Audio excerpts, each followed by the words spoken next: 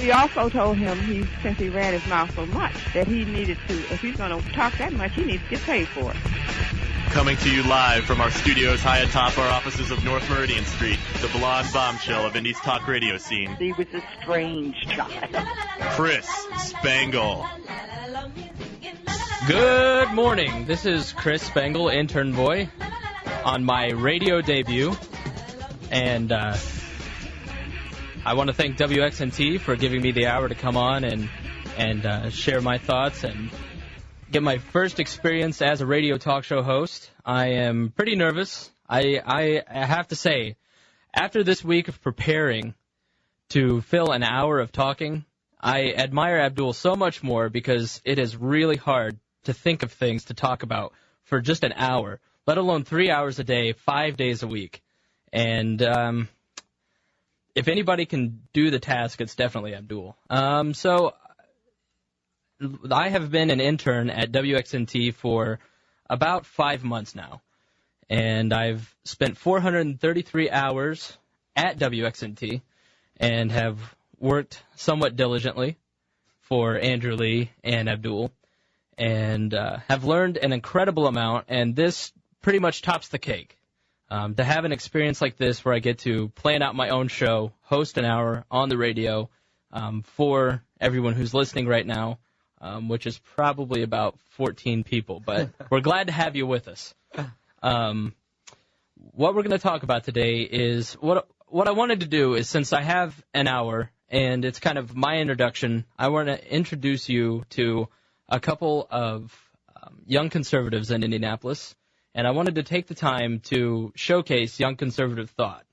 I am a conservative. I have different views than Bush and most Republicans and a lot of the different talk show hosts. Pretty independent-minded, and I think you pretty much have to be these days. I definitely don't agree with a lot of what Abdul thinks, but we agree on a lot of different stuff. And with me today is Rob Green. Morning, Chris. Good morning, Rob. Rob was the one who did the it was pretty much terrible. It was a terrible introduction. But that's all we're working with here today. I've got a face for TV, yeah. A voice for radio. And with me also is Jason Nealand. Thank you, Chris, for having me on. Look forward to the opportunity to talk a little bit about issues which are concerning us here in Indiana and Indianapolis, of course. All right. And what we want to do today is we want to have a conversation. And there's three of us here, and there's a fourth voice in this, and this is the voice of the listeners. So you can reach us here at 228-1430. Or, if you're out of the city, 1-866-440-1430.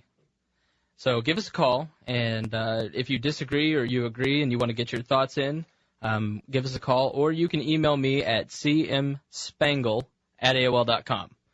So, and throughout the show, if you have nice things to say about the show, go ahead and email those in as the show goes on. But if you have, like, bad comments, go ahead and save those for after the show when I'm not on the air, and I can cry later. But anyways, Rob, why don't you go ahead and introduce yourself and talk a little bit about what you've done in politics and who you are and why you deserve to be here. Well, I followed after a long interest in political activism, I guess. It's been something I've wanted to do since I was very young, watching Schoolhouse Rocks on Saturday morning. And when I went to IUPUI, I got involved with a very large campus organization called the College Republicans, and it provided an outlet for me to plug in my resources to the party and try to make a difference in local government here in our city, in our state, and also nationally. And through that experience, it allowed me to hook up with a city councilor that was talked about probably a lot with several of the issues we'll be discussing today, Scott Keller. And I was able to run his race and kind of gain some experience into the political scene by working for him. Okay. You were actually his campaign manager, and that's the race. He's in the 16th district where – how many votes did Scott win by? Supreme Court eventually ruled by about 3 votes. 3 votes. In a 70-30 Democratic area in a – what are those things called? District. Yeah, sorry. I totally forgot. Okay, Jason, why don't you go ahead and introduce yourself now, too? Well, I came to Indianapolis about 2 years ago and just I had the opportunity through some interests, of course, like Rob was sharing in the political scene. Of course, I've always thought and maybe desired about being in public service myself. It was actually given the opportunity through the Republican caucus to help out on some races all over the state. Worked on some races here in Indy, Terre Haute, down in southern Indiana. It was a very rewarding experience, of course, to see the Republican majority take hold after hard work by so many folks. And so as far as my political experience, that about sums it up, helping out the House Republicans. And their big win played a small part in that, and that was very rewarding. And look forward to staying more engaged on the statewide level. But, of course, Indianapolis politics here where I live are also close to my, I guess, I don't know if I'd say close to my heart, but definitely I keep a close eye on it, I should say. So. Okay. On the agenda today is we're going to start out with the smoking ban. The smoking ban comes up for a vote tomorrow night in the City County Council. And in case you've been in a hole, the smoking ban would basically include, it would ban smoking in restaurants, and it has created an exemption for bars and taverns, allowing smoking in those establishments for the most part. Bars that are within the restaurants would be smoke-free. So basically every restaurant would be smoke-free. Every office building would be smoke-free. You can smoke out next to a hot dog vendor for some reason. But I guess if you go into a hot dog vendor, you're not really worried about, your health and safety.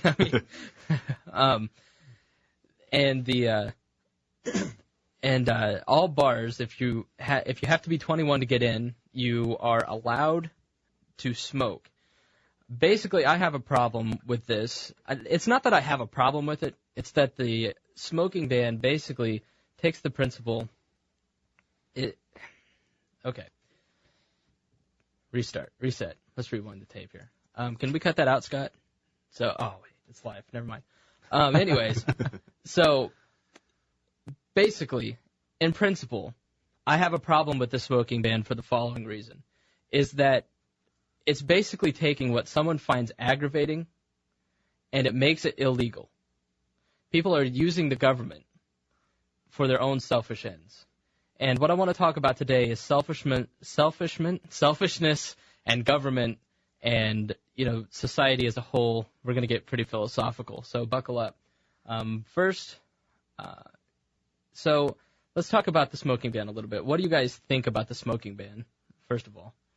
What disturbed me the most was that originally when it came out, it was one of the strongest smoking bans to ever be introduced in any metropolitan area across the country. Right. And until a few people finally whittled away some of the, I think you weren't allowed to smoke within, 60 feet of a ATM and things like that. Yeah.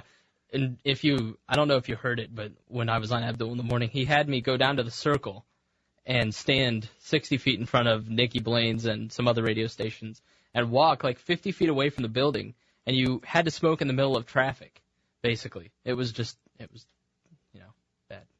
Absurd, I think, is probably a good word.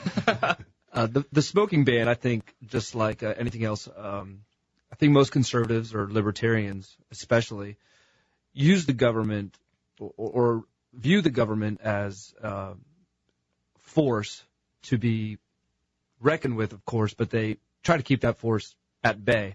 Whereas a lot of more liberal-minded or folks with a more socialist perspective on their community. You had to go there. Well, for lack of better words. Been on the air 5 minutes and you're calling liberals socialists. Sorry. Well, I, for lack of a better word, I just think that they use the government, like you said, Chris, to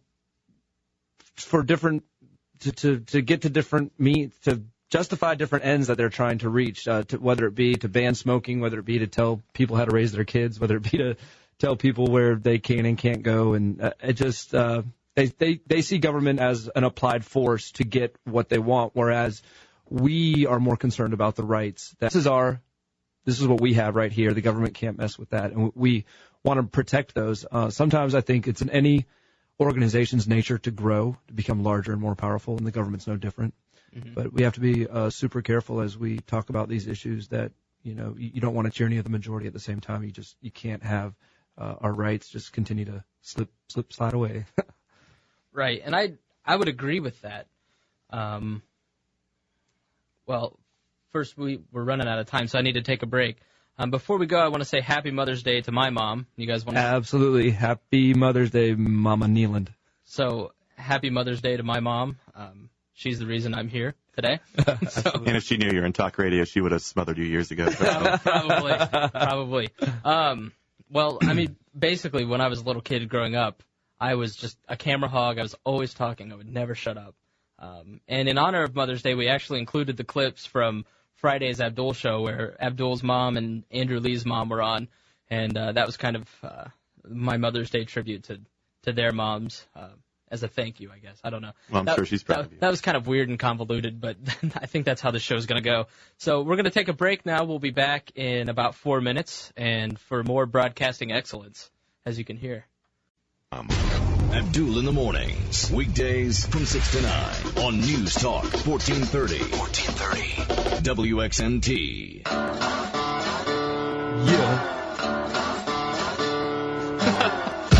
You guys are such amateur radio broadcasters. Yeah, I'm digging the bumper music here. I know, it's great. Love Bang. That's who the intro was. That was Bang. We're back here. This is the Chris Spangle Show, or something resembling a show. We are talking about the smoking ban. Soon we'll be talking about the DMV closings, education, and the line between personal individuality in government and the common good. So stay tuned for that. That'll come up here real soon. First, I want to talk about the smoking ban a little bit. You know, here's how I feel about it. All right, I kind of feel that it makes sense because I'm not a smoker. I don't like smoking, but... Chris, before you go down this road, could you pass me that pack of Pall Malls in your pocket there? Yeah, hold on just a second. My unfiltered. But I don't smoke, but I don't like smoke either. I hate the smell of it. I hate it when it gets on my clothes. I just, it's disgusting. And the ban, see, I'm conflicted on it. Because while I don't want to have to deal with the smoke, I don't want to have to smell the smoke when I'm in a restaurant. I was eating at Cracker Barrel the other day, and I asked for non-smoking, and they sat me right next to the little plexiglass shield with the lattice in between us, and it's still, everything is just filled with smoke. You still smell it, even though you're in the non-smoking section, quote unquote. So it will be nicer to go out to a restaurant and not have to deal with the smoke first. But just because I don't like it, do you think that gives me the right to go to someone else and say, no, you can't smoke? Well, I think Jason said it best when he made his point that this is a classic tyranny of the majority. We have a majority of people that want to impose their will on a minority. And the fact of the matter is, bars and restaurants, like most businesses, are market-driven. If there were enough of an outcry of people that said, we're not going to patronize your restaurant or bar anymore because it's filled with smoke, then they would probably go elsewhere, and the owners and the managers would be forced to, it's the invisible hand of business here that would come into play. The market takes care of itself, and if you go to Smoke-Free Indiana, one of the two, you can find 1,500 restaurants that are smoke-free, and they're not fast food restaurants. They're not, they're like legitimate restaurants within Marion County. Well, it disturbed me to see places like Nikki Blaine's, whose their whole shtick is that they're a cigar and martini bar. You take that out, what are they? They're just another... So what do you guys think, now that they've made the amendments, now that kind of, there's been an outcry, what do you think the effect on business is going to be since they've excluded bars and they've excluded kind of the places where most people want to go to smoke and play pool and drink? Do you guys frequent bars a lot, so you guys are the experts here. I would say this, Chris. I have not read the language in these bills or these proposed measures that they'll be taking as far as the smoking ban goes. But what I do know is that there's always a loophole. Mm-hmm. Fort Wayne passed something similar than this recently within the past few years. I was up there probably 2 weeks ago, went into I think it was a regular chain restaurant, either an O'Charlie's or a Red Lobster or something like that. Anyways, I went in, and they had glassed in their bar. It was completely glass ceiling to the floor. You mean like completely glassed in. Like the bar was glassed in? The bar was completely glassed. You had to walk through a glass door. It was like a drinking aquarium? Basically. I mean, it looked like these people were quarantined as if smoking was some kind of leprosy or something. Anyways. It's a smoker's zoo. Yeah, the point of it in saying all this is that there's ways around this. I don't know if there's going to be that kind of a loophole for restaurants and bar and grill establishments in Indianapolis, but I'm assuming there's going to be some way around it, whether it be people changing the status of their restaurant to a private restaurant and making people sign a membership card when they come in. It's just a lot of hubbub about nothing. I think if somebody wants to have people smoking in their establishment, it seems to me they'll be able to figure out a way to get it done. Right. And, sorry about the squeaking. This chair needs oil. You would think that at a radio station the chair wouldn't, squeak. But anyways, these chairs probably get a lot of workouts. I mean, I've seen a lot of people sitting around here today. Oh, that's nice. Thanks. Appreciate that. And the other thing that bothers me about this is that if smoking is so bad and it's so dangerous to our health, and I think I saw on the Marion County Health Department, like 24 to 26% of Hoosiers and Marion County residents smoke. And if it's that bad of a product and it's costing us as much as the proponents of this ban say, then let's ban it completely. Let's just not sell it in Marion County. Let's not let people smoke at all in Marion County. And most of all, the government shouldn't continue to take revenue from cigarettes and cigarette taxes. Yeah, it's definitely a two-edged sword there. They want to point and call out all these folks who smoke and then at the same time are got their hand in their wallet for the money that they're spending on these cigarettes. Rob, I know you had a point to make about that. Well, I just don't see much to Chris's point. I think he's trying to touch on people in government almost want to mother and do what's best for the constituency. I don't understand where was the outcry from the business community. How is this going to help our business community? From what I've heard, I mean, I know this is probably not mass behavior, but people who want to smoke and go to a bar, if you live on the north side of Indy, why don't you just go across the border and take your business elsewhere from a bar? I mean, I see that as being a big downside economically for the bars here. Because if you go to some of the bars, I mean, Working Man's Friend, the Ice House, some of the more blue-collar bars, they're not concerned about smelling like smoke. They come in there, they got out of the factory, they probably smell like the other things they've been working around all day. Right. And breathing in that air is more of a release, and I don't see where they're going to be all up in arms. Once again, you're listening to the slowly improving Chris Spangle Show here on WXNT News Talk 1430. If you want to get in on the discussion, then please call 228-1430 or 1-866-440-1430. We want to hear from you what you have to say while you're on your way out to Cracker Barrel to sit in a non-smoking section and with your moms.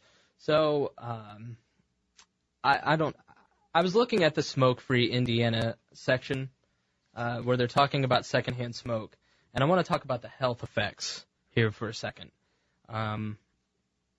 As I look at these statistics, secondhand smoke in children also causes bronchitis, middle ear infections, and then it goes right to death. And a lot of these, I'm sure that if you're trying to convince me to ban smoking in Indiana or ban smoking in Marion County, basically, cite your sources. And the only source that you cite is the EPA study from, the early 90s, which was basically just a meta-study of other studies. It wasn't an all-inclusive study, first of all. What do you guys think about that? Well, statistics themselves can be molded to basically fit any idea or ideology you're trying to get across. I'm not a big believer in statistics, especially as they're used in politics most of the times. And then that takes you right back to what you were saying earlier. Just because there is a majority of people saying this, I mean, there's so many harmful things. Goodness gracious, I don't know the statistics, but how many people get killed in motor vehicle accidents? I don't hear anyone screaming from the top of the mountains that we, all travel by foot or by train or whatever. I mean, unfortunately, we live in a world where people have to make decisions. Sometimes people make poor decisions, and what we can't control, which is what this is really about, is having control over the environment that we're in. Okay, quickly before we go to break, let's take a call from Dave Show of Chris Spangle here on WXNT 1430. Hey, how you doing today? Pretty good. How are you? Pretty good. This is the first time I've ever been on the radio. Really? Congratulations. That makes three of us. Yeah. This is the first time I've ever talked on the radio for more than 2.5 minutes. So. Well, there you go.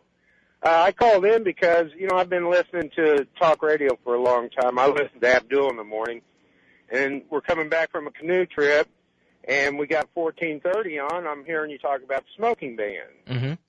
And my question has always been, if they're so worried about our kids being exposed to cigarettes, why are they being sold in convenience stores right on the counter for the kids to see them every day? Why aren't they sold in liquor stores? It goes back. They aren't sold in liquor stores. You guys would probably know the answer better than this. But no, they are sold in liquor stores. They are? Okay. You want to limit them to liquor stores and places like that where... Obviously, you don't go to liquor stores. No. Well, I think, David, you make a valid point in saying, are there other options besides literally telling someone what they can and cannot do with their own body? I mean, it's so extreme, and a lot of people don't look at it through that scope. But the fact of the matter is, someone is literally telling you what you can and cannot do and can and cannot put in your own body at a certain, granted, within a certain place or time limit. But it's just a stepping stone. I mean, if I'm not mistaken, California, or in certain areas of California, you can't basically smoke anywhere outside your house. And I think a lot of what David's talking about, too, is... Okay. It's snowing down by the canoe trip. Anyways, and I think the other thing is there's a lot of the Margaret Mead mentality. You tell your kids, she was testifying before Congress in the late 60s, saying, we tell our kids not to do drugs, we tell our kids not to drink, while we're saying that with a cigarette in one hand and a martini in the other. If we really want to protect our kids, then you can't tell your kids not to smoke with a cigarette in your hand. We have to go to break real quick. We'll be back in just a few minutes. You're listening to the Chris Spangle Show here on News Talk 1430 WXNT. Get all the info on your talk station online. NewsTalk1430.com.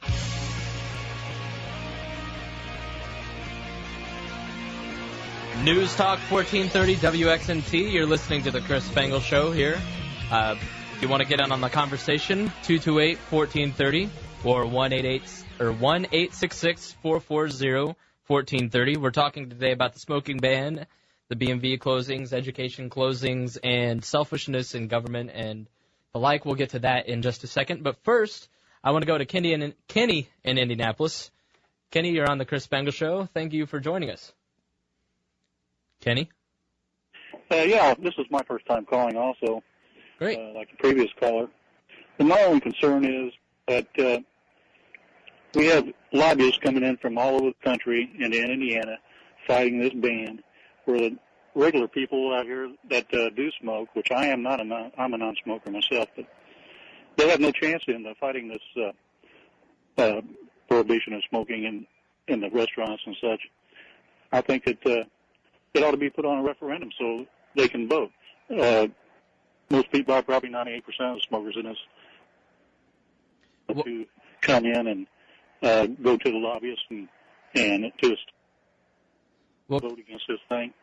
So if it put on a referendum where they go somewhere on it, I think it would be the most fair thing to do. All right. Well, Kenny, thank you for your call. You're dropping out there just a little bit. We live in a representative democracy.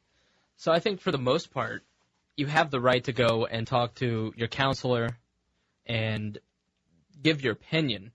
Do you think that this, in general, I mean, controversial issues, such as the smoking ban, the Indiana gay marriage amendment, do you think that those should be up for a referendum, or do you think that they should be, we should respect the representative democracy? That was kind of a loaded question, but. Well, are we actually getting represented? Speaking for myself, I live here on the north side, and my city county council member is the one actually behind this smoking ban. And if I called her up and 50 of my neighbors called her up and voiced an opinion saying, we want to protect our smoking rights, not that I'm a smoker, but if we want to protect those rights, or say it's 50 businesses, would she really have an ear for that? It remains to be seen. I was so upset seeing some of these counselors come out of the woodwork and say we need this smoking ban because I go into a restaurant and I have to breathe this smoke. Well, I seriously doubt my city county council member is going down to the Ugly Monkey or, Ike and Jonesy's hanging out in a bar on a Friday right. night, tipping back a few beers and lighting up, because I think it's just kind of a smokescreen for, not to be. Well, not to go spin off in a whole different galaxy, but you're saying, as we try to be involved, talk to our legislators or our counselors in this instance and say, hey, there's serious concern out here about restricting personal freedom, things of that nature. You look no further than, once again, in this district on a statewide level with the daylight savings time, and I believe a state representative in the same district that we're in right now actually switched his vote on the daylight savings time for purely political reasons. And when you're dealing with that kind of partisan behavior and selfish motives with some of these folks, it's hard to get any real clear message through, I think. Okay, you're listening to the Chris Spangle Show, 228-1430. With me are two other young conservatives, Rob Green and Jason Nealand. John, I know you've been waiting patiently, but hold on just a second. I want to take a special guest, the man, the legend, Abdul-Hakim Shabazz. Mr. Spangle. How's it going, buddy? I can't believe I'm 250 miles away listening to you over the Internet. I know. I can't believe that I'm sitting in your chair. Neither do I. So that squeaking sound is the pressure of so much genius being in that chair. Oh, thank you. 5 days a week. So, no, I just had to, just give you kudos for, your first time on the air as a talk show host. So you're doing fine. All right, thank you very much. Would you like to give a professional critique? No, because I don't want to hurt your feelings. Oh. So I don't get to fill in for you? We'll talk about it. Okay. All right. Let's look at it like this. You're kind of like that. You're kind of like Wesley Crusher from Star Trek: The Next Generation. Eventually, you'll be captain of the Enterprise, but not while I'm here. And not while anyone's watching. Right. Well, I do have to say that it's now that I'm here and I'm talking and these guys are here and we're getting phone calls. It's not as bad, but that first 15 minutes was just like, oh man, if nobody calls, if I can't. It's actually harder than it looks. Of course it is. So.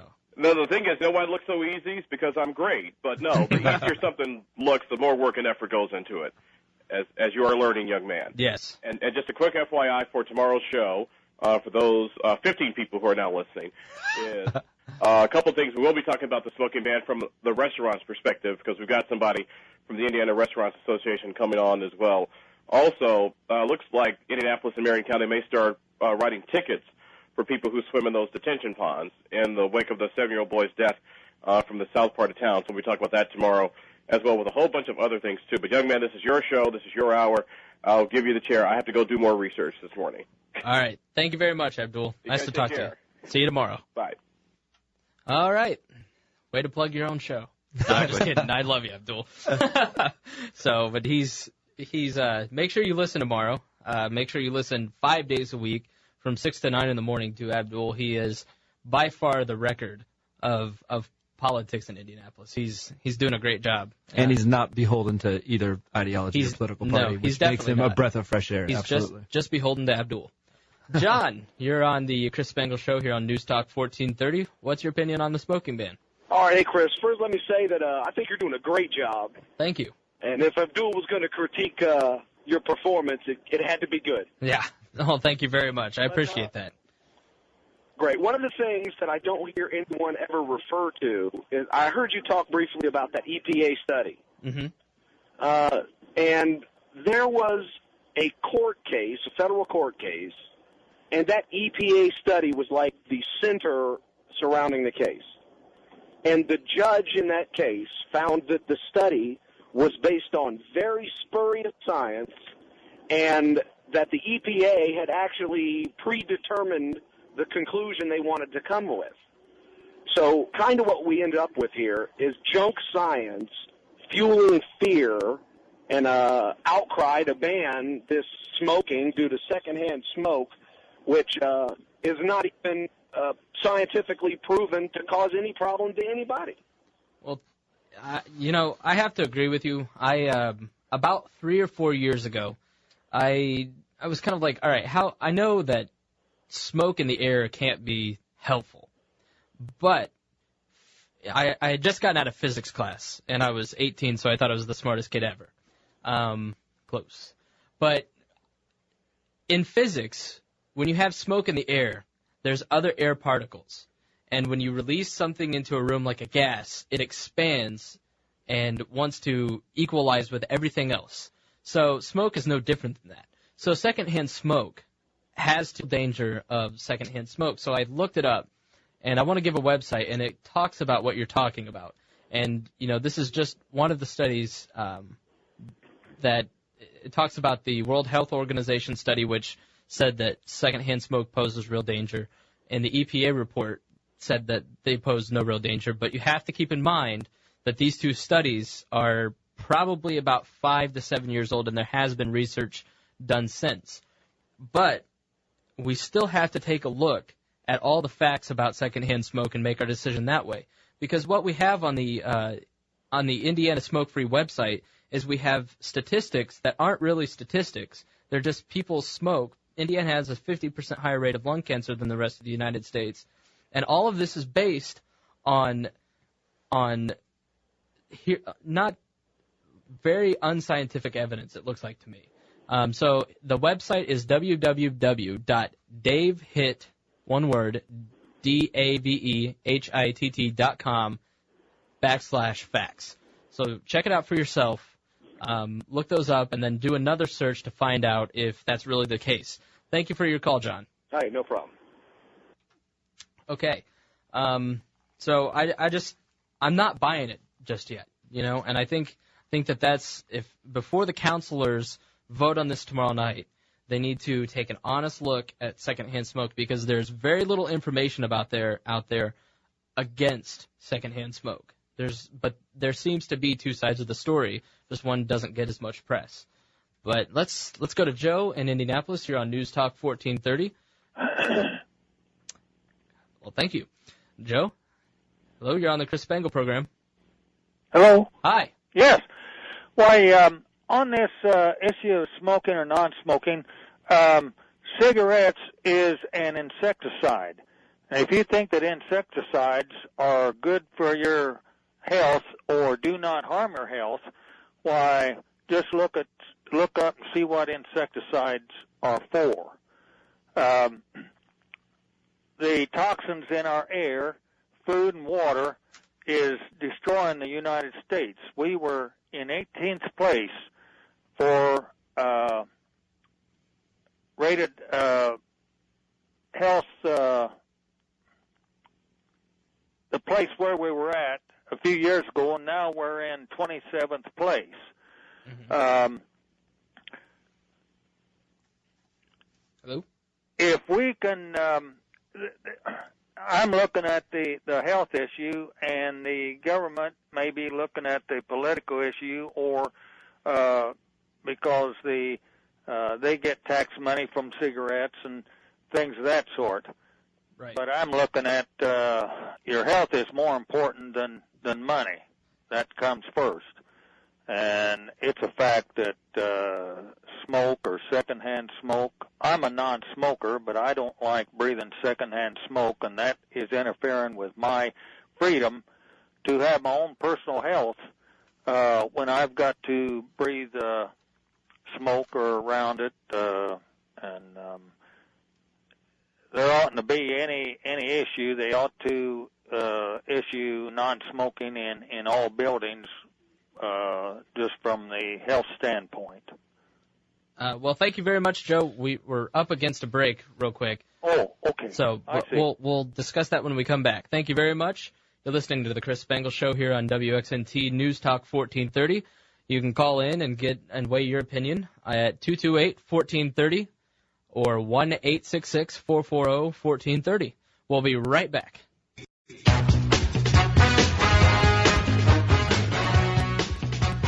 Welcome back to the Chris Spangle Show here on News Talk 1430 WXNT. If you'd like to call in and get in on the discussion, 228-1430. With me is is Rob Green, another young conservative mind, as is Jason Nealand. And we're talking about the smoking ban today, here for just a couple more minutes for a couple more calls, and then we're going to wrap up because I only have an hour unless by some miracle Andrew calls in and says you can go ahead and run the station. So let's go to Jennifer in Indianapolis. Jennifer, you're on the Chris Spangle Show. How are you today? Hi. Hi. This is Jennifer from Indianapolis. Uh-huh. And I just wanted to make a comment about the smoking ban. Uh-huh. And if people are so worried about the chemicals that are found in secondhand smoke, perhaps they should go out and ban those chemicals, because then they'd have to ban motor fuel, cigarette lighters, toilet cleaner, gasoline, just about anything else. So obviously they can't be too worried about those chemicals if they're found in so many other household goods and products that they use on a daily basis. All right. Thank you, Jenny. And Rob says hello. And Jason, would you have a follow-up comment on that? Oh, I mean, she makes a valid point. Once again, I mean, the fact of the matter is we just like to pick and choose. And like you said at the beginning of the show, Chris, so much of this is just I'm selfish. I'm eating my double bacon burger, and I can smell a hint of smoke from across the bar. And careful now. Well, I think you understand our point. I think we've made it pretty clear that this is really just, an idea that was brought up. It's picked up some steam, and it's, like you said, seemingly a one-sided issue, although I think there's several people out there that don't like it. But we'll see. We'll see what happens. It'll be interesting to see what's coming next down the pipeline for what they're going to ban next. I mean, after that whole Super Size Me documentary, I mean, if people drive by a White Castle and, smell the steamy aroma of a nice White Castle burger, I mean, are they going to say, oh, I don't can't breathe in that air either? Let's not start talking about fat people now, all right? Okay. Brian in Edinburgh, you're here on News Talk 1430 on the Chris Spangle Show. How are you today? Chris. Hi. Great show. Thank you very much. I appreciate that. I'm not a smoker, but I support the right to freedom. This is a freedom issue. That's right. The ban on smoking is purely unconstitutional. I say to these people that hate freedom and hate the right to make your own decisions, they need to go live in China, communist China. Wow. Nobody forces anybody to go into a restaurant or any place where there's smoking. They have the right to choose, which is another freedom. If they don't like these freedoms, they need to get out of America. We need to support whatever freedoms there are. And this is just one in many, many steps to take our freedoms away. And this is a great opportunity for the policymakers, the politicians, to use our budget, our pitiful budget that we've had the last few years, as an excuse to steal money from people. This is extortion, to take money from people and steal their freedom. It's more government control. We don't need it. If our fathers and our grandfathers and our grandmothers were so terrible years ago, they should come out and say it. All right. Well, thank you very much, Brian. Next up is Jay in Greenwood. Jay, you're on the Chris Spangle Show here on News Talk 1430 WXNT. Yeah. Hi, you got a comment about the smoking ban? Yes, sir. Yeah, I've heard people talk about it being a right and that it's a violation of rights. Well, first of all, I think smoking is a bad irritant, and I don't appreciate it at restaurants and things like that. Bars, you kind of expect it, but at a restaurant, it's kind of obnoxious to have to put up with it. Just as, I'm not allowed to go in and just start singing. I think that might be a bigger irritant than smoking. You wouldn't want me to come up to your table and start singing to you. I may have the right to sing, in public. People talk about rights to smoke and things like that. You don't have a right to do things, that irritate people. And I think smoking is just a big irritant. And at restaurants, I would appreciate if it was banned. But bars and stuff like that, I go in at my own risk. If I want to drink and be around smoke, that's my choice. But I think at a restaurant and maybe public-owned buildings, it should be banned. All right. Well, thank you very much, Jay. Okay. Go ahead. Real quick. Well, something that Abdul was saying earlier, and I guess you'll talk about it more tomorrow, but where are the rights of the restaurant owners in all of this? I mean, this gentleman just said, I want this, I want that. I would prefer there not be smoking in a restaurant. If I own a restaurant, I want people to come in there and light, Macanudos all day long while they're sitting in there. That's my business as a restaurant owner if I don't have a problem with that. Once again, we just are back to some of the same points we made earlier, but it's not up to the general public to decide what and when how and when business people can run their business. Go ahead, Chris. And there's something that, and to finish up, and first off, I just want to say thank you to everyone here at WXNT for teaching me just an incredible amount, and for letting me have the chance to come on today and share my viewpoint and get this experience. It's been a great experience and a lot of fun, and I think I'm addicted now. But I want to finish on this note. It goes back to the smoking ban, the BMV closings, the education closings. One thing about those, it's that, if we want services, then, we need to. Whoa. Sorry, that scared me. We need to keep in mind, while we need to work for the common good of other citizens, we also need to keep it in mind the right of the individual person and their rights. Sorry to Scott, we can't get to you.